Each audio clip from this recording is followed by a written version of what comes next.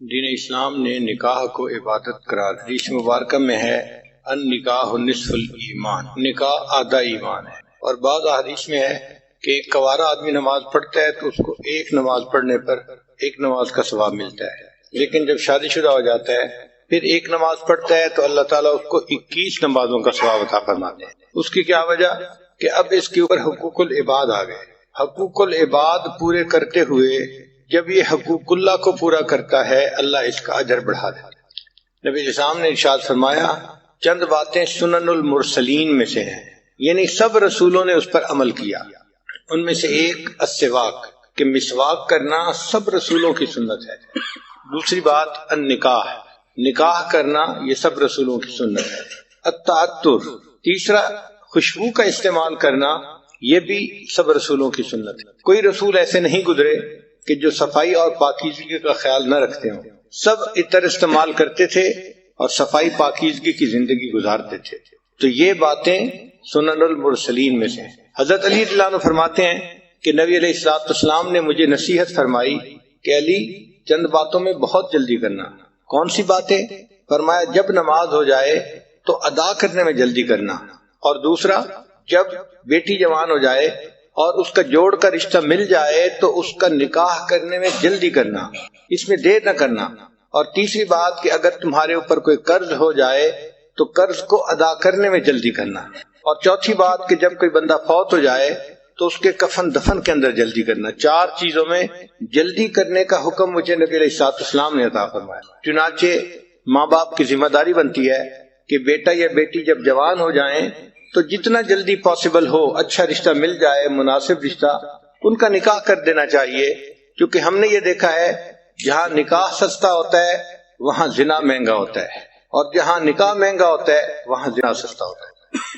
بہت ساری جگہوں پہ بدکاری اس لیے زیادہ ہوتی ہے کہ ماں باپ شادیاں جلدی نہیں کرتے، جس کی وجہ سے نوجوان بچے گمراہی کا شکار ہو جاتے ہیں۔ اب اس کی سزا صرف ان نوجوان بچوں ہی کو نہیں ملتی، بلکہ علماء نے لکھا ہے ان کے ماں باپ کو بھی اس کی سزا ملتی۔ یعنی بدکاری تو کی بچے نے، مگر وہ بدکاری بچے کے نام اعمال میں بھی لکھی گئی، ماں باپ کے بھی نام اعمال میں، چونکہ وہ شادی کر نہیں رہے اس کی۔ تو دیکھیں کہ ماں باپ کو خواہ مخواہ جو ہے وہ عذاب میں گرفتار ہونا پڑے گا، اس لیے کہ وہ وقت پہ اپنے بچوں کا فرض ادا نہیں کریں گے۔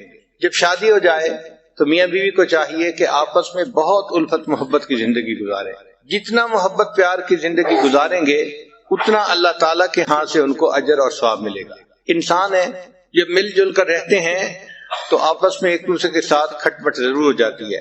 کسی کا موڈ کیا ہے، کسی کا موڈ کچھ اور ہے، اور کئی مرتبہ دوسرے کے انڈرسٹینڈ کرنے میں بھی مشکل ہوتی ہے، غلط فہمی ہو جاتی ہے، تو اس وجہ سے آپس میں رنجشیں بھی ہو جاتی ہیں۔ مگر گھر کے ماحول کو اچھا رکھنا، محبت پیار والا رکھنا، یہ مرد کی ذمہ داری ہوتی ہے۔ مرد کے اندر 4 خوبیاں ہونی چاہیے۔ سب سے پہلی خوبی کہ وہ رسپانسبل ہو۔ بعض نوجوان بہت irresponsible ہوتے ہیں، وہ بیوی کی ذمہ داری نہیں لیتے اپنے اوپر۔ مثلا گھر کے معاملے میں بیوی کو اپنی ماں کے حوالے کر دیں گے اور بیوی کو کہیں گے بس میری امی کو تم نے خوش رکھنا ہے، خود ایک طرف ہو جائیں گے۔ اب ایک طرف ایک چھوٹی عمر کی ناتجربہ کار سی بچی ہے، اور دوسری طرف جو ساس صاحبہ ہوتی ہیں وہ ماشاء اللہ سبحان اللہ، اس کو کہتے ہیں بہو اناڑی اور ساس کھلاڑی۔ تو کیا ہوتا ہے کہ وہ بہو چند ہی دنوں میں اس بچی کو ناک آؤٹ کر دیتی ہے، اور خاوند اور اس کے درمیان کی ایکویشن کو بھی خراب کر دیتی ہے۔ ہمارے بڑوں نے یہ لکھا ہے کہ جب شادی کرنے کا وقت ہو تو جس طرح انسان رشتے کے لیے لڑکے کو دیکھتا ہے، اسی طرح لڑکے کی والدہ کو بھی دیکھنا چاہیے کہ طبیعت کی کیسی ہے۔ اگر نیک طبیعت کی ہے اور نرم طبیعت کی ہے تو وہ گھر کو آباد کر لے گی، اور اپنے بچے کو بھی گھر آباد کروانا سکھائے گی۔ ہم نے اپنے گھر میں دیکھا ہے ہماری والدہ صاحبہ ماشاءاللہ بہت نیک طبیعت کی تھیں اور نرم طبیعت کی تھیں، تو ساری زندگی ہم نے اپنے بڑے بھائیوں کو ڈانٹ پڑتے دیکھا۔ جب ذرا کوئی بات ہوتی تو امی بیٹوں کو ڈانٹتی تھی کہ تم کیوں اس کے ساتھ جو ہے وہ اچھا سلوک نہیں کر رہے، کیوں اس کو خوش نہیں رکھتے۔ ایک دفعہ میرے ایک بڑے بھائی نے آگے سے لاجک پیش کی، امی آپ دیکھیں اس میں میرا قصور نہیں اس کا قصور ہے۔ تو پھر امی نے آگے سے جواب دیا کہ مجھے پتہ ہے نا، جب میں رشتہ لینے گئی تھی تو میں نے اس کے ماں باپ کو کہا تھا کہ میں اس بچی کو خوش رکھوں گی، تو میں تو ہمیشہ اس بچی ہی کی سائڈ لوں گی، تمہیں ٹھیک ہونا پڑے گا۔ تو مجھے پھر اب احساس ہوتا ہے کہ دیکھو ہمارے بڑے اپنے بات کا، اپنے بول کا کتنا لحاظ رکھتے تھے، اور واقعی رشتہ جب لینا ہوتا ہے نا اس وقت تو اس طرح بچ کے بات کرتے ہیں کہ جی ہم تو اس بچی کو اپنی بیٹی بنائیں گے اور خوش رکھیں گے، اور ہم تو اس کو بہت اچھی طرح سے رکھیں گے. لیکن وہ جو رشتہ مانگتے ہوئے کی کیفیت ہوتی ہے وہ چند دن کی بات ہوتی ہے. جب رشتہ ہو جاتا ہے پھر یوں سمجھ لیتے ہیں کہ یہ کہیں گری پڑی چیز تھی اور اس کا تو کوئی سہارا ہی نہیں تھا اور ہم اس کو اٹھا کے لے آئے. حالانکہ اس کو ماں باپ نے آزاد جنا ہے اور وہ ماں باپ کے ساتھ عزت کی زندگی گزار رہی تھی. تو گھر کے اندر بیوی کو عزت قدر سے رکھنا یہ خاوند کی ذمہ داری بنتی ہے. اس کو کسی کے حوالے کر دینا یہ غلط بات ہے. ہم نے بعض جگہ پہ دیکھا کہ 4 بھائی ہیں اور چاروں کی بیویوں کا کنٹرول ان کی بڑی بہن کے پاس ہے، یعنی بڑی نند جو ہے نا وہ پورے گھر کو کنٹرول کر رہی ہے. اب حیرت ہوتی ہے دیکھ کے کہ بھئی شادی اس کی ہوئی ہے خاوند کے ساتھ اور اس کو حکم جاری ہو رہا ہے کہیں اور سے. حتیٰ کہ اب ان بھائیوں کی بیٹیوں کی شادیاں جب ہوتی ہیں تو ان کے جہیز بھی نند خریدتی ہے. نند نے کہہ دیا یہ لینا ہے تو لینا ہے، نہیں کہہ دیا تو نہیں. جیسے اس کی تو اپنی کوئی مرضی ہے ہی نہیں، حالانکہ اس کی اپنی بیٹی کی شادی ہے، مگر نند کے حوالے کر دیا. اب نند راج کر رہی ہے، نہ اس کے سامنے بھائی بول سکتے ہیں نہ اس کے سامنے بھابیاں بول سکتی ہیں. تو اس طرح اپنی بیوی کو ساس کے حوالے کر دینا، نند کے حوالے کر دینا یہ غلط بات ہے. یہ اپنی جگہ بات ٹھیک ہے کہ ساس اور نند کا بڑا احترام ہوتا ہے، مگر ہر چیز کی اپنی ایک لیمٹ ہوتی ہے. میاں بیوی کی اپنی زندگی محبت و پیار سے رہے یہ زیادہ ضروری ہے بنسبت اس کے کہ حکم کسی اور کا چلے. اچھا کئی نوجوان ایسے ہی ریسپانسبل ہوتے ہیں کہ گھر کے کاموں میں دلچسپی نہیں لیتے. مثلا بیوی کب سے کہہ رہی ہے وہ واش روم کا جو شاور ہے نا وہ لیک کر رہی ہے اور پورے واش روم میں ہر وقت پانی رہتا ہے تو پلیز اس کو ٹھیک کروا دیں. ایک دفعہ یاد کروایا، دوسری دفعہ کروایا، تیسری دفعہ کروایا، آہو میں بھول گیا تھا، مجھے یاد نہیں رہا تھا. یہ جو آپ کہتے ہیں نا میں بھول گیا تھا مجھے یاد نہیں رہا تھا، یہ چھوٹی سی چیز نہیں ہے. اللہ کے ہاں بہت بڑی کوتاہی لکھی جاتی ہے کہ مرد کو گھر کا کام بتایا جائے اور وہ اس کام کو ذمہ داری سے نہ کروا سکے. بعض تو ایسے شہزادے ہوتے ہیں کہ گارڈننگ کا کام بھی بیوی کے ذمہ لگا دیتے ہیں کہ وہ گارڈننگ کا جو کام ہے وہ مالی سے خود ہی کروا لو. بھئی بیوی آپ کی ہے، پردہ نشیں ہے، نیک ہے، اس کے ذمہ یہ کام کیوں لگا رہے ہو؟ یہ کام تو مرد کا ہے، مرد کو کرنا چاہیے. ہاں تم پلمبر کو بلوا کے یہ کام کروا لو نا. یہیں سے پھر آگے شیطان کو راستہ مل جاتا ہے. تو یہ انتہائی بری بات ہے کہ گھر کے کام ہو اور خاوند اپنی بیوی کے ذمہ لگائے، حالانکہ وہ کام باہر کے ہیں، یعنی باہر کے مردوں نے کرنے ہیں. اور کئی تو ایسے ہیں ہمیں سننے میں آیا کہ گاڑی خراب ہو جائے تو بیوی کو کہتے ہیں تم ٹھیک کروا کے لے آؤ. سبحان اللہ. اس خاوند کے منہ پہ ذرا 2 تھپڑ تو آرام سے لگانے چاہیے نا، پھر سوچنا چاہیے کہ اب تیسرا کیا کریں. تو irresponsible ہونا یہ بہت بری عادت ہے. اچھے خاوند کی پہلی صفت کہ وہ ایک ریسپانسبل انسان ہو، وہ اپنے گھر کے کام کاج میں بھی دلچسپی لے اور جہاں بیوی کو ہیلپ کی ضرورت ہے خاوند اس کی ہیلپ کرے. بس بیوی کو ایک ہی دفعہ بتانے کی ضرورت پڑے، بار بار یاد دلانے کی نہ پڑے، اور ایک دفعہ کہنے پر وہ کام کر دیا جائے. اس سے اللہ تعالیٰ راضی ہو جاتے ہیں. آپ دیکھیں ان کاموں کی اتنی اہمیت ہے کہ حضرت موسیٰ علیہ السلام اپنی اہلیہ کے ساتھ سفر کر رہے ہیں اور اہلیہ جو تھی وہ ولادت کا وقت ان کا قریب تھا تو ان کو درد شروع ہو گئی. اب جب دردیں ہوتی ہیں تو سردی اور زیادہ بندے کو تکلیف دیتی ہے. تو حضرت موسیٰ علیہ السلام چاہتے تھے کہ کہیں سے آگ ملے تاکہ ان کو ذرا آگ کی گرمی کی وجہ سے ٹھنڈک کم ہو جائے. تو انہوں نے دیکھا کہ ایک درخت میں سے آگ نکل رہی تھی. تو حضرت موسیٰ علیہ السلام درخت سے آگ لینے کے لیے گئے تھے اور اللہ نے وہاں ان کو پیغمبری عطا فرما دی تھی. تو بیوی کا کام تھا نا آگ لینے کے لیے جانا. آگ لینے کو جائیں پیغمبری مل جائے. اسی طرح نبی علیہ السلام اپنے گھر کے کاموں میں بہت دلچسپی لیتے تھے. بکری کا دودھ خود دو لیتے تھے، اپنے کپڑوں کو پیوند لگا دیتے تھے، اپنے جوتے کو سی لیتے تھے. گھر کے کاموں میں کئی مرتبہ نبی علیہ السلام نے روٹی پکانے میں مدد فرمائی. ایک مرتبہ فاطمہ زہرا اللہ روٹی بنا رہی تھی، نبی علیہ السلام تشریف لے گئے اور نبی علیہ السلام نے کہا کہ فاطمہ کچھ روٹیاں میں لگاتا ہوں. تو نبی علیہ السلام نے کچھ روٹیاں تنور کے اندر لگائیں. تو گھر کے کاموں میں دلچسپی لینا یہ مرد کی ذمہ داری بنتی ہے. تو سب سے پہلے خاوند کے اندر سینس آف ریسپانسبلٹی ہونی چاہیے. ریسپانسبلٹی سے کیا مراد کہ گھر کے کام کاج کو بھی وہ اپنی ذمہ داری سمجھے، پھر گھر کے بچوں کی تربیت کو بھی اپنی ذمہ داری سمجھے. بعض جگہوں پہ ہم نے دیکھا کہ اولاد کو بالکل پوچھتا ہی نہیں باپ، بس ماں کے ذمہ لگا دیا، تم ہی ان کو جو ہے نا تربیت دو اور ان کو سکھاؤ. نہیں، مرد کی ذمہ داری ہے. تو سینس آف ریسپانسبلٹی کا ہونا انتہائی ضروری ہے. خاوند کو irresponsible نہیں ہونا چاہیے. اور دوسری بات کہ خاوند کی طبیعت کے اندر forbearance ہونی چاہیے. forbearance کہتے ہیں تحمل مزاجی کو، جلد بازی نہیں ہو. کئی خاوند ایسے ہوتے ہیں ذرا سی چھوٹی چھوٹی باتوں پہ، نکمی باتوں پہ فوراً غصے میں آ جاتے ہیں، اور پھر خود کہتے بھی ہیں حضرت میں باہر دفتر میں ہوتا ہوں بڑا ٹھیک ہوتا ہوں، دوستوں میں ہوتا ہوں بڑا ٹھیک ہوتا ہوں، پتہ نہیں گھر جاتا ہوں میرے دماغ گرم ہو جاتا ہے، پتہ نہیں دماغ کو گرمی چڑھ جاتی ہے. تو میں نے پوچھا کہ گرمی کس سے چڑھتی ہے؟ آگ سے. کہنے لگا ہاں. میں نے کہا آپ کو پتہ ہے آگ سے کون بنا ہے؟ شیطان بنا ہے. تو اصل میں یہ شیطانیت ہے جو تمہارے دماغ میں چڑھ جاتی ہے. شیطان قابو کر لیتا ہے تمہیں اور پھر تمہیں غصے میں رکھتا ہے. تو ہر وقت چھوٹی چھوٹی بات پہ غصے میں آنا یہ بری بات ہے، ایسا نہیں کرنا چاہیے. انسانوں کے ساتھ ہم نے زندگی گزارنی ہے تو ہمیں تحمل مزاجی اختیار کرنی پڑے گی. جو ہمارے مزاج ہے، تو میرا تجربہ تو یہ ہے کہ ہمیں فرشتوں کے ساتھ رہنے کا موقع ملے تو ہمیں تو ان سے بھی گلے شکوے ہونے شروع ہو جائیں کہ یہ بھی اچھے نہیں ہیں. ہم اتنے جو ہیں وہ نازک مزاج لوگ ہیں. چھوٹی چھوٹی نکمی باتوں پہ شکوہ کرنا یہ بری بات ہوتی ہے. نبی علیہ السلام کی مبارک زندگی کو دیکھیں.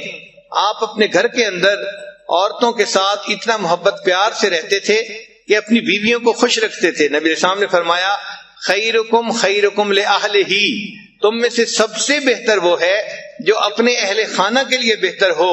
وَأَنَا خَيْرُكُمْ لِأَهْلِي، اور میں تم سب میں سے اپنے اہل خانہ کے لیے سب سے بہتر ہوں. یعنی اپنی مثال بتائی کہ میں سب سے بہتر ہوں اپنے اہل خانہ کے لیے. ایک مرتبہ نبی علیہ السلام اپنی ایک زوجہ کے ہاں تھے. اب دوسری زوجہ نے کوئی کھانا بنایا تو کھانا اچھا لذیذ تھا. ان کا جی چاہا کہ نبی علیہ السلام بھی یہ کھانا کھائیں. انہوں نے ایک مٹی کے پیالے میں وہ کھانا ڈال کے تو غلام کے ہاتھ بھیج دیا نبی علیہ السلام کی خدمت میں. تو نبی علیہ السلام تو دوسرے گھر تھے. جب وہاں کھانا لے کے وہ بندہ آیا تو اس نے کھانا پیش کیا تو نبی علیہ السلام نے عائشہ صدیقہ عنہا کو فرمایا کہ اچھا آپ یہ کھانا لے لو. اب ان کو طبیعت کے اندر ناگواری محسوس ہوئی کہ میری باری کا دن ہے تو کھانا بھی مجھے سرو کرنے کی اجازت ہونی چاہیے. یہ کیا ہوا کہ میرے گھر میرا دن ہے اور کھانا کسی اور کی طرف سے آ رہا ہے. چنانچہ انہوں نے کھانا جو پکڑا تو اتنا بے دلی کے ساتھ کہ جیسے انسان ادھورے من سے کوئی کام کرتا ہے، اور وہ پیالہ زمین پہ گرا اور ٹوٹ گیا. اب ذرا سوچیں کیا سین ہوا ہوگا کہ کھانا جو لے کے آیا تو وہ پیالہ ہی ٹوٹ گیا، کھانا بھی نیچے گر گیا. ہم جیسا کوئی ہوتا ایک طوفان کھڑا کر دیتا، تم بدتمیز ہو، تمہیں سمجھ نہیں، تم یہ ہو، تم فلاں، پتہ نہیں کیا کیا القاب ہم ایک منٹ میں اس کو دے دیتے. مگر نبی علیہ السلام تحمل مزاجی سے اٹھے اور آپ نے دو کام کیے. پہلا کام یہ کیا کہ وہ جو پیالہ ٹوٹ گیا تھا اس کے بدلے میں حضرت عائشہ صدیقہ عنہا کے گھر کے اندر سے ایک پیالہ لے کے وہ اس کو واپس دے دیا. بھئی وہ پیالہ ٹوٹ گیا، اس کے بدلے تم یہ پیالہ لے جاؤ.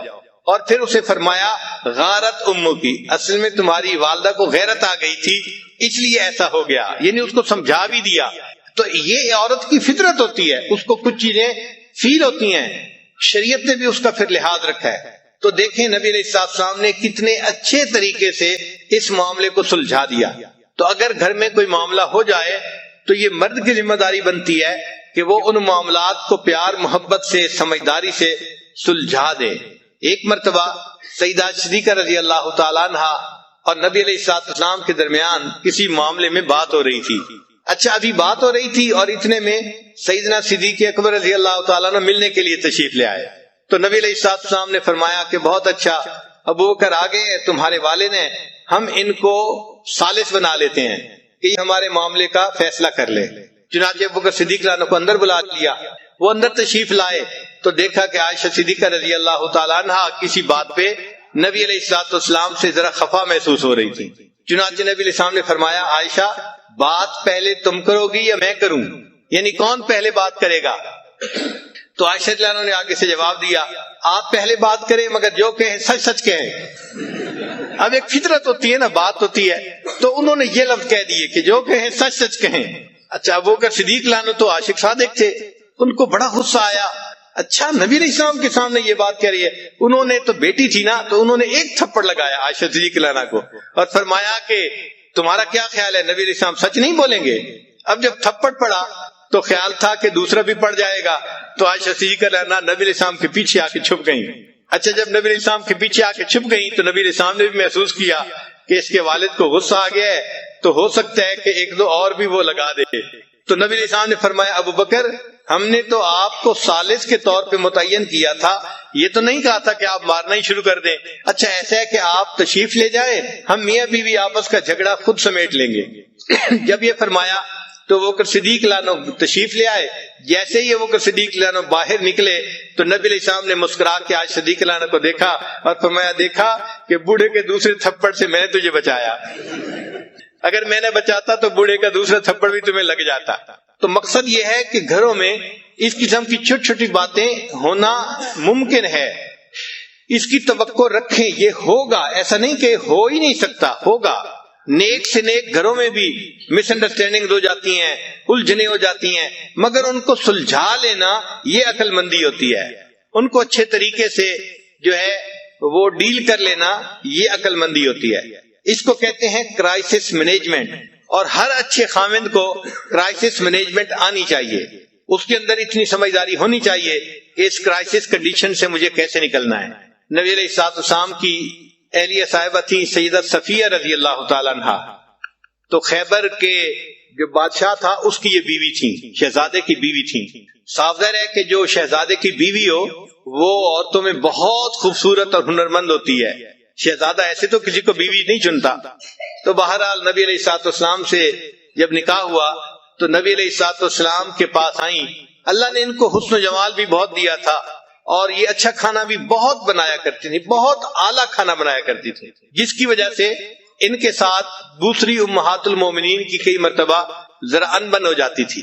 اچھا ایک مرتبہ ایک ام المومنین نے ان کو کہہ دیا اے یہودیہ کی بیٹی, یہودیہ کی بیٹی, یعنی ان کے چونکہ اوپر کے سب لوگ یہودی تھے اور یہ مسلمان ہوئی تھیں, تو ان کو یہودیہ کی بیٹی کہہ دیا, جس پہ وہ بہت دکھی ہوئی اور انہوں نے رونا شروع کر دیا. نبی علیہ السلام کو پتہ چلا تو آپ صلی اللہ علیہ وسلم نے پوچھا صفیہ آپ کیوں رو رہی ہیں؟ اللہ کے حبیب صلی اللہ علیہ وسلم مجھے انہوں نے کہا ہے کہ تم تو یہودی کی بیٹی ہو. تو نبی علیہ السلام نے فرمایا تم رو کیوں رہی ہو؟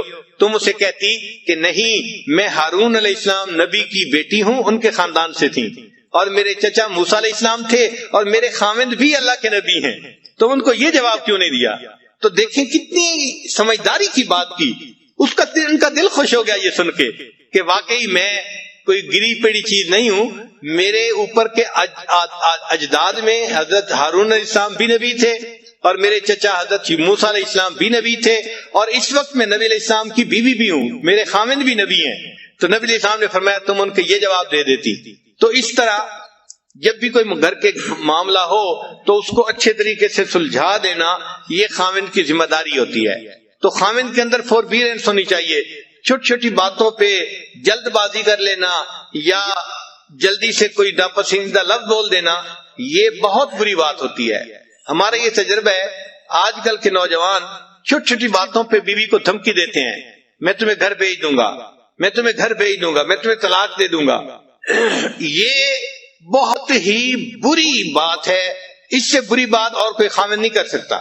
اس کی وجہ کیا ہے کہ جب خاوند نے بیوی کو کہہ دیا کہ میں تمہیں طلاق دے دوں گا, میں تمہیں گھر بھیج دوں گا, تو بیوی کے دماغ میں ایک بات آ گئی کہ اس کے ساتھ میری پوری زندگی گزرنا مشکل ہے, پتہ نہیں یہ مجھے کس وقت طلاق دے دے.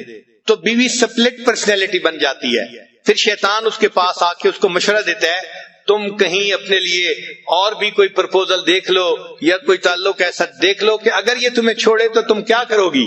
تو یہ فکرہ چھوٹا سا ہے لیکن اس فکرے کا زہر کتنا ہے اس کا مردوں کو اندازہ نہیں ہوتا. ایک فکرہ بول کے ہمیشہ کے لیے بیوی کو جو ہے وہ یعنی سپلٹ پرسنالٹی بنا دیتے ہیں. کبھی بھی یہ فکرہ نہیں بولنا چاہیے, بلکہ بیوی کو تو ایسا یقین ہونا چاہیے کہ مجھے تو خاوند نے اس طرح پیار سے رکھا ہے کہ میری اچھائی کو بھی اس نے قبول کیا ہے اور میری کوتاہی کو بھی اس نے قبول کیا ہے. اگر بحیثیت انسان کوئی چھوٹی موٹی کوتاہی ہو جائے تو اس کو قبول کرنا چاہیے. ہم انسان ہیں, فرشتے نہیں ہیں. اگر بیوی سے کوتاہیاں ہوتی ہیں تو خاوند سے بھی تو ہوتی ہیں.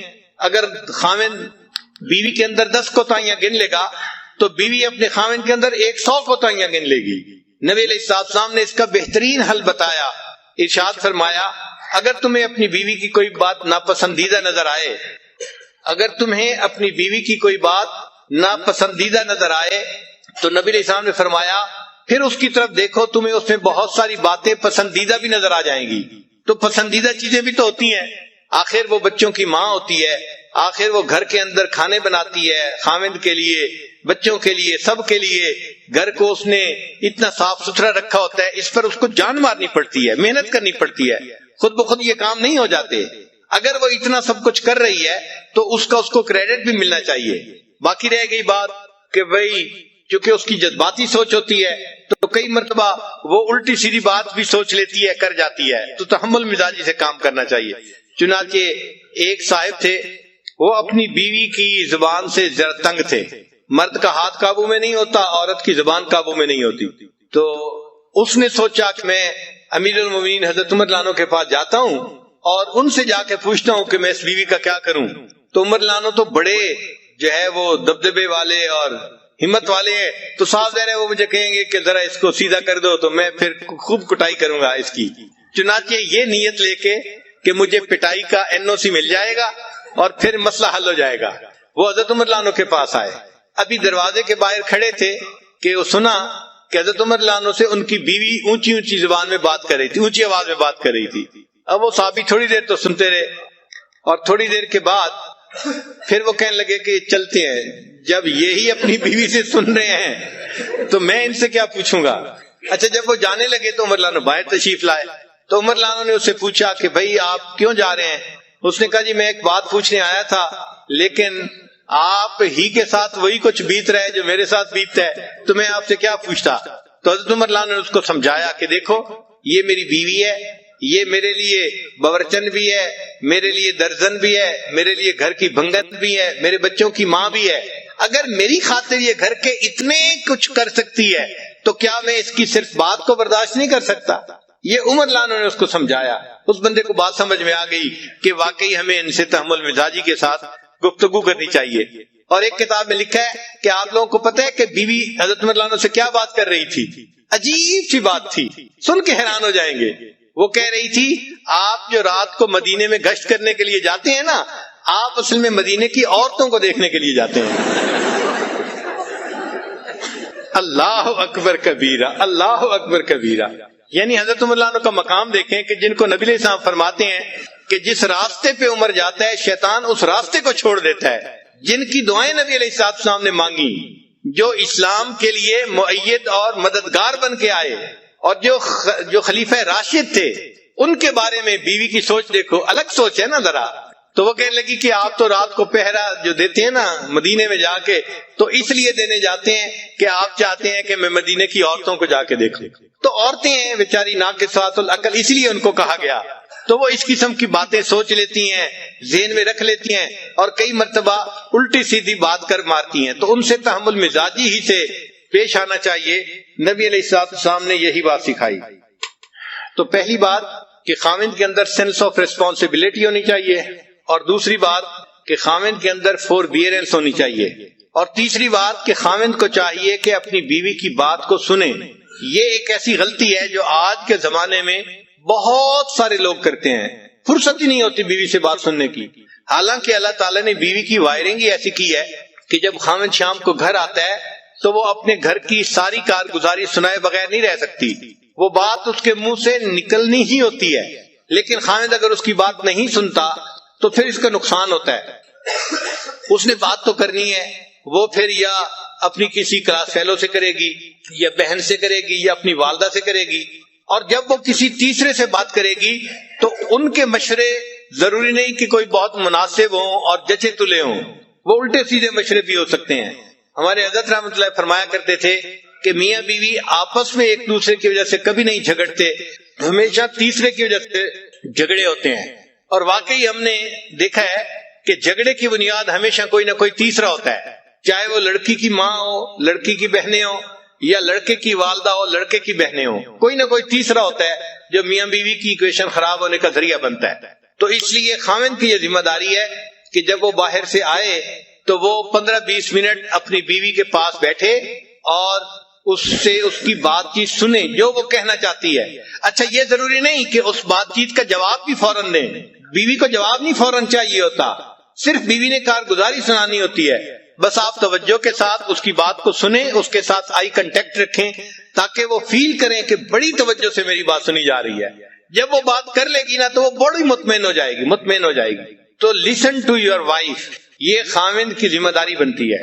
پھر ایک صفت اور کہ گھر کے ماحول کو نیکی پر رکھنا یہ خاوند کی ذمہ داری ہوتی ہے. وہ اپنی بیوی کو بھی نیکی کی تلقین کرے، اپنے بچوں کو بھی نیکی کی تلقین کرے، اور بیوی کے ساتھ بیٹھ کے مشورہ کرے کہ ہم اپنے بچوں کو نیکی کی تربیت کیسے دے سکتے ہیں. یہ ذمہ داری خاوند کی ہے. کلکم رائن وکلکم مسئول عن رعیتہ، تم میں سے ہر آدمی چرواہے کی مانند ہے اور اس سے اس کے عیال کے بارے میں پوچھا جائے گا. تو خاوند سے بیوی اور بچوں کی دینداری کے بارے میں پوچھا جائے گا، اور عورت سے اس کے بچوں کی دینداری کے بارے میں پوچھا جائے گا. تو یہ بھی ذمہ داری مرد کی ہوتی ہے کہ گھر کا ماحول نیک رہے. ایسی آزادی نہ کرے کہ جی بیوی ٹی وی لے کے آ گئی ہے اور بیوی نے یہ لگوا لیا ہے اور بیوی نے یہ کر دیا ہے اور بچوں کے ذمے. ایسی بات ہرگز نہیں، مرد کی ذمہ داری ہوتی ہے. نیکی کے اوپر کمپرومائز نہیں ہے، لیکن اس کو امپلیمنٹ محبت پیار سے کرے، اکھڑ مزاجی سے نہ کرے. اس طرح مسلمان نہ بنے کہ اس کے مسلمان بننے پہ باقی لوگ کافر بن جائیں. ایسے نہیں کرنا چاہیے. محبت پیار سے ان کو سمجھائے اور ان کو دین کی طرف لے کے آئے. محبت پیار ایسا نسخہ ہے کہ گھر کے سارے لوگ دین کے اوپر آ جانا آسانی سے آ جاتے ہیں. ایک مرتبہ لاہور کا ایک نوجوان میرے پاس آیا. اب اس کی شادی 1-2 مہینے پہلے ہوئی تھی اور شادی کے چند ہی دنوں بعد یہ سلسلے میں داخل ہو گیا، بیعت ہو گیا. اب اس نے چہرے پہ داڑھی بھی سجا لی، نمازیں بھی پڑھنی شروع کر دیں، تو نیکی پہ آ گیا. اللہ کی چاند کے ایک دن میرے پاس آیا، غصے میں تھا. میں نے پوچھا خیریت ہے؟ کہنے لگا بس حضرت کیا بتاؤں، یہ جو میری بیوی ہے نا اس نے بس مجھے بہت ستایا ہوا ہے. میں نے پوچھا کیا ہوا؟ کہنے لگا کہ کہتا ہوں تو نماز نہیں پڑھتی، سر پہ دوپٹے کا خیال نہیں رکھتی، اور بالکل اس کو تو دین کا کوئی احساس ہی نہیں ہے. یہ تو اس نے تو میرا جو ہے نا جینا حرام کر دیا. خیر خوب اس نے غصے میں چند باتیں کہیں. تو جب اس نے غصے میں باتیں کر لی تو پھر میں نے اس سے پوچھا کہ اچھا یہ بتاؤ کہ جب شادی ہوئی تھی اس وقت آپ دیندار اسی طرح تھے جیسے آج ہیں، یا آپ بھی اسی طرح کے تھے؟ کہتے نہیں جی اس وقت تو میں بھی نمازیں نہیں پڑھتا تھا. اصل میں شروع میں دونوں ایک ہی جیسے تھے اور آپس میں پسند کی شادی تھی یہ. تو میں نے کہا کہ بھائی آپ بھی اسی جیسے تھے اور آپ بھی نمازیں نہیں پڑھتے تھے، تو آپ نے ایسی ہی بیوی پسند کی، تو بیوی تو وہی ہے نا، کوئی بدلی تو نہیں ہے. مگر فرق یہ پڑا کہ آپ نے اس مجلس میں آنا شروع کیا اور آپ نے دین کی باتیں سنی تو آپ نے دین کو قبول کر لیا اور اب آپ کی زندگی نیکی دین والی بن گئی ہے. کہنے لگے ہاں یہ بات تو ٹھیک ہے. میں نے کہا یہ بتائیں کہ آپ کی بیوی نے کتنی نصیحتوں کی محفل اٹینڈ کی ہے؟ کہنے لگے وہ تو نہیں آتی. میں نے کہا کوئی اور دینی محفل اٹینڈ کی ہو جہاں اس کو دین کی طرف کسی نے ترغیب دی ہو، بلایا ہو؟ کہنے لگا نہیں. میں نے کہا پھر وہ کیسے دوپٹہ کرے گی سر کے اوپر اور کیسے وہ پردے کا خیال کرے گی، نمازیں پڑھے گی؟ اس کو تو سمجھانے والا کوئی ہے ہی نہیں. آپ کو تو سمجھانے والے مل گئے، اس کو تو نہیں نہ ملے. تو اب اس کو فیل ہوا کہ بھائی حضرت جی مجھے آہستہ آہستہ نا اس بات پہ لے آئیں گے کہ اچھا اس کو محفلوں میں لایا کرو، تو یہ تو کام لمبا ہو جائے گا نا. اور وہ تو جلدی حل چاہتا تھا کہ حضرت جی مجھے کہیں وہ نماز نہیں پڑھتی، تم جاؤ ذرا اس کو سیدھا کرو. خیر جب میں نے دیکھا کہ بھائی یہ خاموش تو ہو گیا ہے لیکن اس کے دل سے ابھی غصہ ختم نہیں ہوا، تو پھر میں نے اس سے بات کی. میں نے کہا دیکھیں آپ ہر سنت پہ اب عمل کرنے لگ گئے ہیں نا؟ کہنے لگا جی میری کوشش ہوتی ہے ہر بڑی اور ہر چھوٹی سنت کے اوپر عمل کروں، میری پوری زندگی سنت کے مطابق ہو جائے، اور آپ بھی یہی تلقین کرتے ہیں. میں نے کہا اچھا میں آج آپ کو ایک سنت بتاتا ہوں، آپ اس کے اوپر عمل کریں. کہنے لگا جی. میں نے کہا آپ واپس جاتے ہوئے کسی دکان سے مٹھائی کا ڈبہ ساتھ لے جائیں اور جب گھر جائیں تو دسترخوان پہ جب ڈبہ رکھا جائے تو اس میں سے مٹھائی کا ایک پیس اٹھا کے اپنی بیوی کے منہ میں ڈالنا. جب میں نے کہا تو مجھ سے پوچھتا جی. میں نے کہا بھائی میں فارسی نہیں بول رہا، میں آپ کی زبان میں ہی آپ سے گفتگو کر رہا ہوں کہ آپ ایک مٹھائی کا ڈبہ لے کے جائیں اور بیوی کو ہدیہ دیں، اور جب دسترخوان پہ وہ ڈبہ رکھا جائے تو اس میں سے ایک پیس اٹھا کے تو اپنی بیوی کو مٹھائی کھلائیں. جب میں نے کلیئر لفظوں میں پھر کہا پھر اس کو بات سمجھ میں آئی. کہنے لگا جی بہت اچھا. خیر وہ بندہ چلا گیا. اللہ کی شان کے چند دنوں کے بعد وہ آیا اور اس کی آنکھوں سے آنسو تھمتے نہیں تھے. میں نے پوچھا کیا ہوا؟ کہنے لگا حضرت خوشی کے آنسو ہیں. میں نے پوچھا کس خوشی کے؟ کہنے لگا کہ میں جاتے ہوئے مٹھائی کا ڈبہ لے کے گیا اور گھر والوں نے پوچھا بیوی نے کہ یہ کیا لائے، تو میں نے کہا میں آپ کے لیے گفٹ لے کے آیا ہوں. تو بڑی حیران ہوئی، اچھا آپ میرے لیے گفٹ لے کے آئے ہیں؟ میں نے کہا ہاں. تھوڑی دیر کے بعد پھر کھانے کا وقت آیا تو کھانے کے دسترخوان پر کھانا لگ گیا اور وہ مٹھائی کا ڈبہ بھی وہیں تھا. کہنے لگے میں نے آپ کی جو ہے وہ نصیحت کے مطابق مٹھائی کا ایک پیس اٹھایا اور ایک گلاب جامن میں نے اپنی بیوی کے طرف کیا تو وہ میری طرف دیکھنے لگی کہ کیا مطلب ہے. میں نے کہا کہ یہ میں تمہیں خود اپنے ہاتھوں سے کھلانا چاہتا ہوں. کہنے لگے وہ حیران. خیر اس نے وہ گلاب جامن تو کھا لیا. پھر اس کے بعد تھوڑی دیر وہ سر جھکا کے بیٹھی رہی، کچھ سوچتی رہی. پھر مجھے کہنے لگی آپ نے آج ایسا کیوں کیا ہے، پہلے تو کبھی نہیں کیا. تو کہنے لگا کہ میں نے اسے کہا کہ نبی حضرت نے مجھے بتایا کہ یہ نبی علیہ الصلوۃ والسلام کی سنت ہے، میں نے اس سنت کے اوپر عمل کیا ہے. کہنے لگا جب میں نے یہ بات بتائی اس میری بیوی کی آنکھوں میں سے آنسو ٹپک پڑے اور وہ کہنے لگی اچھا یہ نبی علیہ السلام کی سنت تھی. میں نے کہا ہاں. تو کہنے لگی اچھا کیا میں بھی اور سنتوں پہ عمل کر سکتی ہوں؟ تو میں نے کہا ہاں کر سکتی ہو. تو کہنے لگے وہیں بیٹھے ہوئے میری بیوی نے وعدہ کیا کہ میں آج کے بعد نمازیں بھی پڑھوں گی اور پردہ بھی کروں گی اور شریعت کے اوپر مکمل پابندی کر کے سنتوں والی زندگی میں بھی اختیار کروں گی. نبی علیہ السلام کی ایک سنت نے پورے گھر کے ماحول کو بدل کے رکھ دیا اور وہ بچی نیک بن گئی اور بعد میں وہ بچی عالمہ بھی بن گئی. تو گھر کے اندر نیکی کا ماحول رکھنا، نیکی کی تلقین کرتے رہنا، یہ خاوند کی ذمہ داری ہوتی ہے.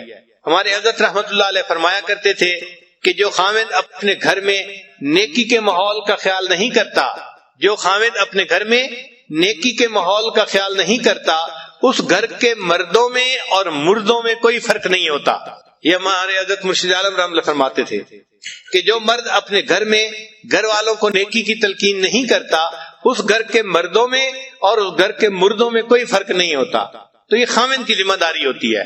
ایکسکیوز نہ کریں کہ جی میری بات سنتا کوئی نہیں، مانتا کیوں نہیں. ہاں جب آپ رف ٹف موڈ میں، غصے کے موڈ میں بات کریں گے آپ کی بات کوئی نہیں سنے گا، لیکن جب آپ محبت اور پیار سے بات کریں گے تو ایسی ہر کوئی بات سنے گا کہ سب آپ کے جو ہیں وہ بات کو پورا کر کے دکھانے والے بن جائیں گے.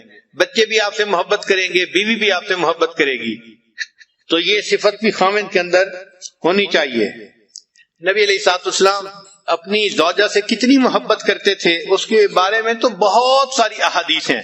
بہرحال ایک حدیث مبارکہ سن لیجئے کہ ایک مرتبہ نبی علیہ الصلوۃ والسلام نے ایک اونٹ لیا، سفر درپیش تھا تو سیدہ عائشہ صدیقہ رضی کو اونٹ کے اوپر بٹھا دیا. اللہ کی شان کہ وہ اونٹ نیا تھا، ذرا بدک گیا اور بھاگ کھڑا ہوا. اب عائشہ رضی اللہ اوپر بیٹھی ہوئی ہیں، جو اوپر اس کے پالکی سی بنی ہوتی ہے اونٹ کے اوپر، اور اونٹ بھاگ گیا. جب بھاگ گیا تو نبی علیہ السلام نے فرمایا ہائے میری دلہن. حدیث پاک کے الفاظ کا مفہوم ہے کہ نبی علیہ السلام نے فرمایا اے میری دلہن، یعنی بیوی سے محبت تھی تو یہ الفاظ زبان سے نکلے نا. تو نبی علیہ السلام نے امت کو تعلیم دی کہ تم اپنی بیوی کو اس طرح محبت پیار سے رکھو گے تو وہ تمہاری فرما برداری کرے گی. چنانچہ جب سیدہ فاطمہ الزہرا رضی اللہ عنہا کی رخصتی ہونے لگی تو نبی علیہ السلام نے فرمایا حضرت علی عنہ کو، علی اگر تم محبت سے رکھو گے تو فاطمہ تمہاری ہے. اور اس چھوٹے سے فکرے میں ازدواجی زندگی کا خلاصہ موجود ہے کہ اگر خاوند بیوی کو محبت سے رکھے گا تو بیوی خاوند کی ہوتی ہے، وہ اسی کی خاطر زندگی گزارتی ہے اور اسی کے گھر کے ماحول کو نیکی اور دینداری کے مطابق بناتی ہے. تو محبت پیار سے گھر والوں کو رکھنا تاکہ گھر کا ماحول نیک رہے، یہ ضروری ہے. ایک مرتبہ نبی علیہ السلام نے یہ قسم اٹھا لی کہ میں 1 مہینے تک اپنی بیویوں سے نہیں ملوں گا. یہ واقعہ ایلا کہلاتا ہے. اب نبی علیہ السلام مسجد میں تھے، بیویاں گھروں میں تھیں اور 1 مہینے کی قسم کھائی ہوئی تھی. اللہ کی شان دیکھیں کہ 29واں دن تھا تو نبی علیہ السلام عائشہ صدیقہ عنہا کے گھر آ گئے. تو عائشہ عنہا نے کہا اے اللہ کے حبیب صلی اللہ علیہ وسلم، آپ نے تو قسم کھائی تھی کہ میں 1 مہینے تک بیویوں سے نہیں ملوں گا اور آج تو 29 دن ہیں. تو نبی علیہ السلام نے فرمایا عائشہ کبھی کبھی مہینہ 29 کا بھی ہوا کرتا ہے. تو یہ بیوی کی محبت تھی نا کہ 30 دن کے بعد آنے کی بجائے 29 دن کے بعد آپ گھر تشریف لائے. اور پھر آپ نے کہا کہ عائشہ کبھی کبھی مہینہ 29 کا بھی ہوا کرتا ہے.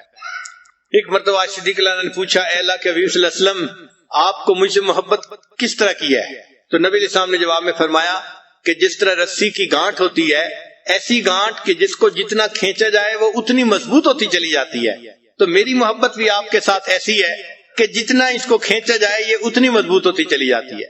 چنانچہ جب ایسی آیات اتری جن میں امہات المومنین کو اختیار دیا گیا تھا کہ یا تو وہ نبی علیہ السلام کے ساتھ رہیں یا پھر ان کو دنیا کی سب نعمتیں دے دی جائیں گی، اس کو آیت تخییر کہتے ہیں. تو نبی علیہ السلام نے بتایا سب کو، مگر نبی علیہ السلام سمجھتے تھے کہ عائشہ صدیقہ عمر میں چھوٹی ہیں، ایسا نہ ہو کوئی جلد بازی کا فیصلہ کر لے.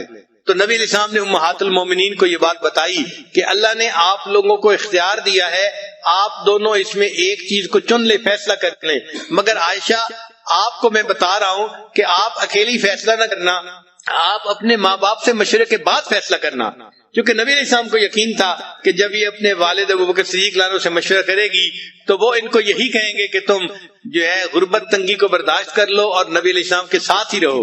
تو جب انہوں نے نبی علیہ السلام نے فرمایا کہ تم اپنے والدین سے مشورے کے بعد فیصلہ کرنا، تو عائشہ صدیقہ عنہا مسکرائیں اور کہنے لگیں آپ کے بارے میں فیصلہ کرنے کے لیے مجھے کسی اور سے پوچھنے کی کوئی ضرورت نہیں، میں تنگی ترشی کو برداشت کر لوں گی، میں آپ کو اختیار کرتی ہوں، مجھے کسی اور چیز کی ضرورت نہیں ہے. تو عائشہ صدیقہ کے اس جواب کو سن کے پھر باقی تمام ازواج مطہرات نے بھی نبی علیہ السلام کو چن لیا. تو محبت دونوں طرف سے ہو، خاوند کی طرف سے بیوی سے محبت ہو اور بیوی کی طرف سے خاوند کے ساتھ اس کو محبت ہو. نبی علیہ السلام کی یہ کامیاب ازدواجی زندگی ہمیں اس بات کی تعلیم دیتی ہے ہم اپنے گھروں میں اگر چاہیں تو جنت کا ماحول بنا سکتے ہیں. سچی بات یہ ہے اتنا پرسکون ہوتا ہے گھر کہ انسان کو گھر میں جنت کا مزہ آتا ہے. سب نیکی پہ چلنے والے، سب نیکی کرنے والے، سب اتفاق رائے کے ساتھ زندگی گزارنے والے. بیوی خاوند کی تعریفیں کر رہی ہوتی ہے، خاوند بیوی کی تعریفیں کر رہا ہوتا ہے، اور دونوں اللہ کو راضی کرنے کے لیے اپنی کوششیں کر رہے ہوتے ہیں. یہ ہے اصل کامیاب زندگی کہ ہمارے گھر جنت کی تیاری کے جو ہے وہ مراکز بن جائیں. ہمارے گھر کا ہر فرد جنت کی تیاری میں لگا ہوا ہو، نیک اعمال میں لگا ہوا ہو. اور یہ چیز تب ممکن ہے جب خاوند اپنی بیوی کو محبت پیار سے رکھے گا. اگر خاوند یہ سمجھتا ہے کہ میں ڈانٹ ڈپٹ کے ذریعے سے بیوی سے بات منوا لوں گا تو یہ بات جو ہے خیالست و محالست و جنون، یہ بات ایسی نہیں ہوتی. ہمارے حضرت مرشد عالم رحمت اللہ فرمایا کرتے تھے کہ جو شخص پیار کے ذریعے اپنی بیوی کا دل نہ جیت سکا، جو شخص پیار کے ذریعے اپنی بیوی کا دل نہ جیت سکا، یہ شخص تلوار کے ذریعے بھی بیوی کا دل نہیں جیت سکتا. جو شخص پیار کے ذریعے اپنے بیوی کا دل نہ جیت سکا، یہ شخص تلوار کے ذریعے بھی بیوی کا دل نہیں جیت سکتا. تو پیار و محبت ہی ہے جس کی وجہ سے آپس میں الفتیں بڑھتی ہیں اور ایک دوسرے کی قدر دل میں آتی ہے اور انسان اچھی زندگی گزارتا ہے. چنانچہ ہم ازدواجی زندگی کے بارے میں ریسرچ ڈھونڈ رہے تھے تو ہم نے سینکڑوں کتابیں دیکھی اور سینکڑوں ریسرچ پیپر دیکھے، اور ایک ریسرچ پیپر کے اندر عجیب ریسرچ دیکھی. لکھا ہوا تھا کہ جو خاوند دن میں 5 مرتبہ اپنی بیوی کو محبت کا میسج دے، محبت کے میسج سے آگے مراد اس کو بوسہ دے، اس کے ہاتھ کو پکڑے، اس کے سر پہ ہاتھ رکھے، یا اس کو کوئی ہنسی مذاق کی بات سنائے، یا اس کو اس کے ایسے نام سے پکارے جس نام کو وہ پسند کرتی ہو. دن میں 5 مرتبہ جو خاوند اپنی بیوی کے ساتھ محبت کا اظہار کرتا ہے، یہ بیوی کبھی ڈپریشن کا شکار نہیں ہو سکتی. ان کا کہ ہم نے ہزاروں عورتوں پہ یہ ریسرچ کی ہے کہ جو خاوند دن میں 5 مرتبہ کبھی بیوی کا ہاتھ پکڑا، کبھی اس کے کندھے پہ ہاتھ رکھا، کبھی اس سے کوئی ہنسی مذاق کی بات کر دی، کبھی اس کو مسکرا کے دیکھ لیا، اور دفتر میں ہے تو کبھی اس کو کوئی پیار کا میسج کر دیا، یعنی دن میں 5 ایسے مواقع ہوں کہ بیوی کو خاوند کی طرف سے محبت کا میسج ملے. تو لکھا تھا کہ وہ عورت کبھی ڈپریشن کا شکار ہو ہی نہیں سکتی. اب جو لوگ اپنے گھروں میں پریشان ہیں وہ ذرا ازدواجی زندگی کے بارے میں سوچیں کہ کیا انہوں نے بیوی کو کبھی مسکرا کے دیکھا یا بیوی کا ہاتھ پکڑا. اگر ایسا نہیں کیا تو بیوی پہ کیا گلہ کرتے ہیں؟ وہ تو ڈپریشن کی مریضہ بنے گی نا. تو بیویوں کو ڈپریشن سے نکالنا خاوند کے لیے کوئی مشکل نہیں ہوتا. اللہ تعالیٰ نے خاوند کے ہاتھ میں جادو دیا ہوا ہے، ایسا جادو ہے کہ بس وہ بیوی کا ہاتھ پکڑ لے، بیوی سب کچھ بھول جاتی ہے، سب پاسٹ کو بھول جاتی ہے اور نئے سرے سے اچھی زندگی گزارنے کے لیے پھر تیار ہو جاتی ہے. بیوی کو منانے کے لیے نہ تعویذوں کی ضرورت ہے، نہ کچھ عملیات کی ضرورت ہے. بیوی کو خوش رکھنے کے لیے صرف پیار کی ضرورت ہے، محبت کی ضرورت ہے. محبت سے بات کریں، نرمی سے بات کریں اور بیوی کو رسپیکٹ دیں. جس عورت کو محبت بھی ملتی ہے، رسپیکٹ بھی ملتی ہے، وہ اپنے خاوند کی خاطر قربان ہونے کے لیے تیار. وہ تنگی ترشی بھی برداشت کر لیتی ہے اور فاقہ بھی برداشت کر لیتی ہے اور اسی خاوند کے ساتھ رہتی ہے. اس کو معمولی کپڑے پہننے کو ملتے ہیں، نئے نئے کپڑے نہیں ملتے تو اس کو اس کی کوئی پرواہ نہیں ہوتی. وہ غربت میں زندگی گزار لیتی ہے لیکن اس کو محبت پیار چاہیے ہوتا ہے. تو کامیاب ازدواجی زندگی گزارنے کا جو بہترین اصول ہے وہ ہے کہ بیوی کے ساتھ محبت پیار کا تعلق رکھا جائے، بیوی کو رسپیکٹ دی جائے، عزت دی جائے. بچوں کی نظر میں بیوی کی عزت بنائی جائے چونکہ اس نے ان کی تربیت کرنی ہے، ان کی ماں ہے وہ. جس عورت کو عزت ملے گی اور محبت ملے گی، اب یہ عورت اپنے خاوند سے کبھی دور ہونا پسند نہیں کرے گی. چنانچہ بعض لوگ بڑے غریب ہوتے ہیں، دیہاتوں میں ان کے گھروں کے اندر کھانے کو نہیں ہوتا، پینے کو نہیں ہوتا. ایک سوٹ میں عورت پورا سال گزارتی ہے، یعنی ایک جوڑا بنایا اور اسی ایک جوڑے میں وہ بیچاری پورا سال گزارتی ہے. سردیوں کا سوٹ گرمیوں میں بھی پہنتی ہے اور گرمیوں کے کپڑوں میں سردیوں میں گزارا کرتی ہے، مگر اپنے خاوند کے ساتھ وہ خوش ہوتی ہے اس لیے کہ اس کو عزت ملتی ہے اور اس کو خاوند کی طرف سے محبت ملتی ہے. چنانچہ ایک میاں بیوی بہت غریب تھے، خاوند بیچارہ مزدوری کرتا تھا اور گھر کا خرچہ چلاتا تھا، مگر میاں بیوی آپس میں محبت بہت تھی. چنانچہ جب شادی کا دن آتا، جس کو اینیورسری کہتے ہیں شادی کی، تو شادی کے دن دونوں ایک دوسرے کو کوئی نہ کوئی چھوٹا موٹا گفٹ پیش کیا کرتے تھے. بیوی خاوند کو دیتی تھی اور خاوند بیوی کو دیتا تھا. اب ایک ایسا وقت آیا کہ خاوند کے پاس خرچ کرنے کو کچھ نہیں تھا اور بیوی کے پاس بھی کچھ بچت نہیں تھی، مگر شادی کی اینیورسری کا دن قریب تھا تو میاں بیوی دونوں کے دل میں چاہت تھی کہ ہم ایک دوسرے کو گفٹ پیش کریں. اللہ کی شان کہ بیوی کہیں جا رہی تھی تو اس نے ایک دکان دیکھی کہ جس دکان پر یہ وگز نہیں بنتی، مسلمانوں کے معاشرے میں تو اتنی نہیں ہوتی لیکن باہر کافروں کے ماحول میں بہت ہوتی ہیں، کہ ٹوپیاں ہوتی ہیں جن کے بال بڑے خوبصورت ہوتے ہیں اور لمبے بال ہوتے ہیں، مرد بھی پہنتے ہیں عورتیں بھی پہنتی ہیں. تو وہ وگ کی دکان تھی تو وہ کھڑی ہو کے دیکھنے لگ گئی. تو دکاندار نے اس سے پوچھا کہ آپ کیا دیکھ رہی ہیں؟ اس نے کہا میں دیکھ رہی ہوں کہ آپ یہ جو وگز بناتے ہیں تو ان کے اوپر آرٹیفیشل بال ہیں یا اوریجنل؟ اس نے کہا نہیں، اوریجنل ہیں، ہم خرید لیتے ہیں جس کے لمبے بال ہوں. تو عورت کے دل میں کیا خیال آیا؟ اس نے کہا کہ اچھا میرے بال تو بہت لمبے ہیں، اگر میں جو ہے کٹوا دوں تو کیا تمہیں بہت اچھے جو ہے اس کے بدلے پیسے دے دو گے؟ اچھا عورت کے دل میں چاہت تھی کہ مجھے پیسے ملیں گے تو میں اپنے ہسبینڈ کے لیے شادی کے اینیورسری کے دن کے لیے تحفہ لے لوں گی. خیر اس دکاندار نے اسے کہا کہ اگر تم بال اپنے کٹوا دو تو ہم اس کے بدلے تمہیں اتنے پیسے دے دیں گے. اچھا اس نے اپنے بال کٹوا دیے اور چھوٹے چھوٹے بال رہ گئے، لمبے بال ختم ہو گئے اور اس نے اب اس کے بدلے کچھ پیسے اس سے لے لیے. اب وہ سوچنے لگی کہ میں خاوند کے لیے کیا تحفہ لے کے جاؤں. اس کے خاوند کے پاس ایک گھڑی تھی، جیسے گول گھڑی پہلے بوڑھوں کے پاس ہوتی تھی نا، ایک تو ہوتی ہے نا ہاتھ پہ باندھنے والی پٹے کے ساتھ، ایک ہوتی ہے جیب والی گھڑی. تو اس کے خاوند کے پاس وہ جیب والی گھڑی تھی مگر اس کی چین نہیں تھی، تو وہ اس گھڑی کو جیب میں ڈالتا تھا اور پھر کبھی کبھی نکالتا تھا. تو بیوی نے سوچا کہ میں اپنے ہسبینڈ کے لیے وہ چین لے کے جاتی ہوں تاکہ میرا ہسبینڈ گھڑی کو چین کے ساتھ باندھ دے گا اور اس کو گھڑی نکالنی آسان ہو جائے گی. چنانچہ اس نے گھڑی کی چین خرید لی.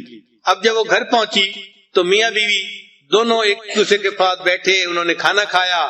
اب یہ اینیورسری کا دن تھا تو ایک دوسرے کو انہوں نے گفٹ دینا تھا. چنانچہ اب گفٹ دینے کے لیے بیوی نے پہلے بات بتائی کہ بھئی میں نے ایسے کیا ہے کہ وہ جو آپ کی گھڑی تھی نا وہ آپ اس کو جیب میں ڈالتے تھے، اس کی چین نہیں تھی، تو میں نے کہا میں اس کے لیے خوبصورت سی چین لے آؤں، تو میں نے جو ہے وہ ایک چین خریدی ہے اور میں آج کے دن آپ کو وہ گفٹ کر رہی ہوں. تو بیوی نے گھڑی کی وہ چین دی تو خاوند کی آنکھوں سے آنسو آ گئے. تو بیوی نے پوچھا کہ آپ رو کیوں رہے ہیں؟ کہنے لگا کہ میں بھی سوچ رہا تھا کہ میں آج تمہیں ضرور گفٹ دوں گا، میں نے اسی گھڑی کو بیچ دیا اور اس کے بدلے میں تمہارے لیے ہیئر کلپس لے کے آیا ہوں. تو خاوند بیوی کے لیے ہیئر کلپ لے کے آیا جبکہ بیوی اپنے بال کٹوا چکی تھی، اور بیوی اپنے خاوند کے لیے گھڑی کی چین لے کے آئی جبکہ وہ اس گھڑی کو بیچ کے اس کے بدلے بیوی کا کلپ لے چکا تھا. تو غربتیں اپنی جگہ، محبت و پیار ایک ایسی چیز ہے کہ جو ان سب سے بلند و بالا ہے. اور شریعت یہ چاہتی ہے کہ میاں بیوی جتنا محبت پیار کی زندگی گزاریں گے اتنا انہیں اللہ کی طرف سے اجر ملے گا۔